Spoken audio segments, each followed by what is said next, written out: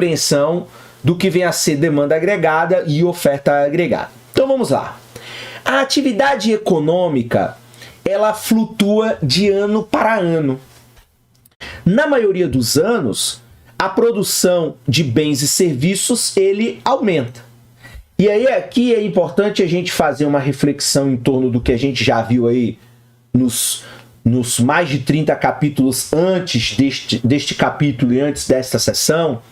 A ideia de que a compreensão de que a atividade econômica, ela sempre tem que aumentar. Então, na maioria dos anos, a produção de bens e serviços aumenta, porque esse é um objetivo da economia, um objetivo dos agentes políticos, um objetivo dos formadores de políticas públicas, de que ano após ano a produção de bens e serviços sempre aumenta. Lembrando, portanto, que quando a gente tem uma recessão, uma crise, uma depressão e etc., a queda da produção de bens e serviços, quando diminui, ela nunca é desejada.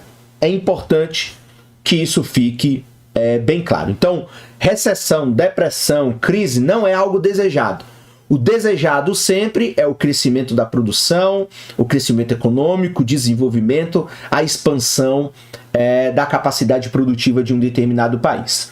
Por causa de aumentos na força de trabalho, no estoque de capital e de avanços de conhecimento tecnológico, a economia, portanto, ela é capaz de produzir cada vez mais com o passar do tempo. Então, aumenta a força de trabalho, nascem mais pessoas no país, o capital você vai acumulando ao longo dos anos, por isso que um inimigo do capital muito forte é a guerra destrói capital. Então, quando você tem um país que passa décadas, séculos em paz, você consegue ir acumulando capital ao longo do tempo. O avanço do conhecimento tecnológico, educação, investimento em pesquisa e ciência também proporciona o avanço e a expansão da estrutura tecnológica de um determinado país. Vide, por exemplo, o caso da Revolução Industrial Inglesa, ou seja, os avanços tecnológicos ali dão início a uma nova era, e tudo isso, portanto, faz com que a economia e com que a produção e a atividade econômica de um determinado país cresça cada vez mais. E esse crescimento, uma coisa que a gente já viu em alguns capítulos anteriores, permite que todos desfrutem, portanto, de um padrão de vida mais alto, lembrando que, claro, o estudo da economia é o estudo e a compreensão de uma visão materialista da vida. Então, o crescimento econômico e a produção de mais coisas significa que as pessoas vão consumir mais, e dentro dessa lógica capitalista e materialista, a ideia de que quanto mais eu consumo, portanto, mais aumenta o meu padrão de vida e melhor é a minha vida. Então, por isso que o crescimento está ligado a essa questão. Na média dos últimos 50 anos, a produção da economia norte-americana medida pelo PIB real cresceu cerca de 3% ao ano, aí, portanto, o caso dos Estados Unidos. Em alguns casos, em alguns anos, contudo, a economia passa por um período de contração, ou seja, não de crescimento. Então, não é algo desejável, mas as economias podem, em determinado momento, passar por um período de contração da produção de bens e serviços. As empresas se descobrem incapazes de vender todos os bens e serviços que têm a oferecer, de modo, portanto, que reduzem a produção. Trabalhadores, portanto, são demitidos, o desemprego aumenta e as fábricas ficam ociosas. Quando a economia, portanto, produz menos bens e serviços, o produto interno bruto real, que a gente já viu lá nos primeiros capítulos de macroeconomia, aqui mesmo no livro do Menkil, que está disponível nesta playlist, e as demais rendas, que a gente também já viu num capítulo, elas caem. Então, quando uma economia passa por contração, você diminui a massa produtiva do país, consequentemente você diminui a produção desse país e, consequentemente, você também diminui a renda desse país, lembrando que lá no círculo, no fluxo circular da economia, acaba que existe uma conexão entre os agentes econômicos, enfim, as famílias, o Estado e etc. Um período como esse, de queda na renda e aumento do desemprego, é chamado, portanto, de recessão. Então, diminui a renda, diminui o emprego, você tem uma recessão.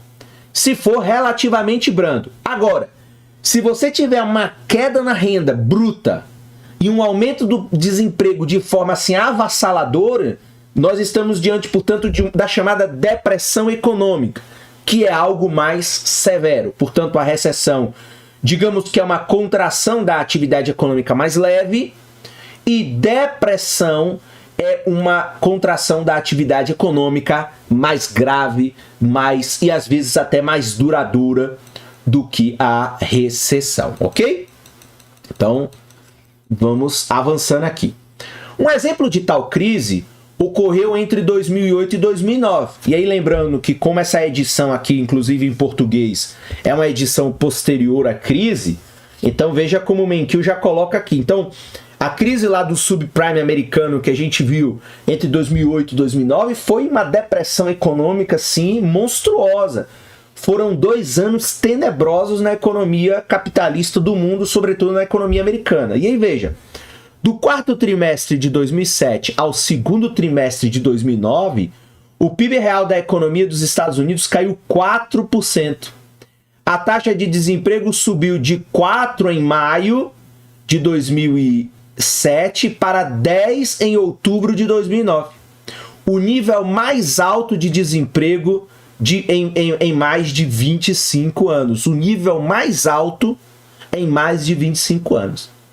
Não surpreendentemente, estudantes que se graduavam durante essa época, eles achavam que era difícil encontrar empregos desejáveis. Então, é o que aconteceu aqui no Brasil lá em 2015, 2016, 2017. Ou seja, quando você é jovem, está estudando, e lá quando você está perto de se formar, você pega na economia uma crise, consequentemente, você tem muito mais dificuldade de encontrar empregos desejáveis. E esse é um dilema da juventude em todos os países do mundo, é o fato de quando você termina os seus estudos, você dar a sorte de entrar na economia com a economia em expansão, do qual é muito mais fácil, por exemplo, você achar emprego, enfim, você abrir um negócio e por aí vai.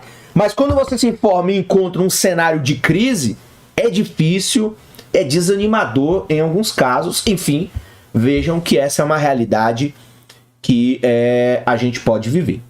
O que provoca, então, as flutuações de curto prazo na atividade econômica? O que causa uma crise, uma recessão, uma depressão de maneira assim abrupta, de maneira ali logo nos semestres seguintes, ou seja, portanto, numa visão de curto prazo? E aí, alguns manuais de economia utilizam a visão de curto prazo como uma visão, por exemplo, inferior a 12 meses. Então, longo prazo seria algo superior a 12 meses. Então, o que provoca as flutuações de curto prazo na atividade econômica? O que as políticas públicas podem fazer para impedir períodos de queda da renda e aumento do desemprego, se é que de fato é possível fazer algo? Então, quais são as políticas públicas que o governo, que os policymakers, que os formadores de políticas, que os ministros de economia, que os presidentes de Banco Central podem fazer para mitigar a queda da renda, a queda da produção e o aumento do desemprego, enfim, o colapso da atividade produtiva? Quando ocorrem recessões e depressões, o que é que os formuladores de políticas podem fazer para reduzir a duração e a severidade desses períodos? Então, o que é que esses agentes públicos que formulam políticas públicas, que operam a macroeconomia, o que eles podem fazer para, entrou em crise, para a crise durar o menos possível e para sua, digamos assim, para os seus efeitos serem os mais curtos possíveis e os menos severos? Por quê? Porque quanto menos impacto uma recessão, uma depressão tiver na economia, melhor para a economia, inclusive, para se recuperar.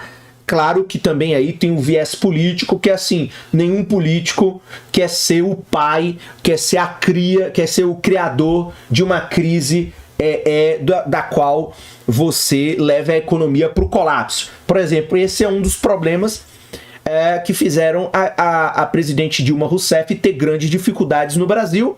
Quando ela coloca o país, ela deixa o país mergulhar numa crise grave entre 2015 e 2016. Então, os políticos, os formuladores de políticas, os ministros de economia, eles tentam evitar com que uma determinada crise dure muito, seja muito severa, tipo assim, destrua a atividade econômica a níveis de difícil recuperação. Então todos se esforçam para que isso seja o mais brando possível. Essas são as perguntas, portanto, que nós abordaremos neste capítulo. As variáveis que estudaremos são em grande parte as mesmas, portanto, que vimos em capítulos anteriores. Então, quais são as variáveis para a gente entender aí demanda agregada e oferta agregada e responder essas três perguntas colocadas pelo Menkil? É lembrar o que é o PIB, o desemprego, as taxas de juros e o nível de preços, que é aquilo que reflete a inflação. Igualmente familiares, portanto, são os instrumentos políticos que incluem as despesas do governo, impostos e oferta de moeda. Então a gente tem lá os indicadores econômicos, PIB, desemprego, taxa de juros, nível de preços ou inflação, mas também nós temos aqui os instrumentos do político, a política fiscal, que é como o governo gasta o seu dinheiro, as despesas governamentais. Nós temos os impostos também fazem parte da política fiscal, a oferta de moeda, portanto, a política monetária. Vimos também neste livro as questões ligadas à política cambial, né, ligados ao comércio internacional. Enfim, aí nós temos os indicadores, né, digamos assim, o termômetro do funcionamento da economia, e nós temos, consequentemente, as políticas que o governo opera para controlar ou para melhorar esses indicadores econômicos. O que difere em relação à análise que fizemos anteriormente é, portanto, o horizonte de tempo. Até aqui, o nosso objetivo foi explicar o comportamento dessas variáveis no longo prazo. Então, todas as partes anteriores do livro do Menkil, um foco mais numa perspectiva de longo prazo. Nosso foco agora será as variações no curto prazo com relação às tendências de longo prazo. Em outras palavras, em vez de nos concentrarmos nas forças que explicam o crescimento econômico geração após geração, a ideia aqui é explicar as flutuações econômicas ano após ano. Portanto, é uma parte da macroeconomia que se preocupa com o que acontece ano a ano, né? E não o crescimento ou desenvolvimento econômico, o que a gente quer, digamos assim, estabelecer como padrão econômico para daqui 20 anos, pensando no longo prazo, como é que se pode melhorar a economia. Não. Aqui, a partir deste capítulo, nos próximos 2, a ideia é ver a flutuação, os impactos econômicos no ano após ano, no curto prazo. Ainda existe discussão entre os economistas sobre como analisar melhor as flutuações de curto prazo. A maioria deles utiliza o modelo de demanda agregada e oferta agregada. Nossa principal tarefa aqui, portanto, será aprender a usar esses modelos para analisar os efeitos de curto prazo de vários eventos e políticas, levando em conta que essa ideia, o curto prazo, ele também tem um problema de tentativa e erro, ou seja, as políticas macroeconômicas feitas a partir desse modelo de demanda agregada e oferta agregada e a forma como o governo age sobre os efeitos de curto prazo leva muito em conta variáveis e ações que me parecem, como economista, muitas vezes, que beira assim, a tentativa e erro. Igual, a economia global está saindo de uma pandemia, vive uma inflação global. Então me parece que agora você vai tentando corrigir por tentativa e erro. Então, ou seja, você ajusta a taxa de juros, você ajusta ali as despesas do governo, os impostos, a oferta de moeda, porque você vai tentar ver qual é aquele instrumento de política macroeconômica que vai produzir o melhor efeito. Este capítulo introduz, portanto, as duas peças-chave do modelo: a curva de demanda agregada e a curva de oferta agregada. Mas antes de tratarmos do modelo, vamos examinar os principais fatos que descrevem os altos e baixos da economia, ok? Então vamos aqui ao primeiro ponto deste capítulo. 3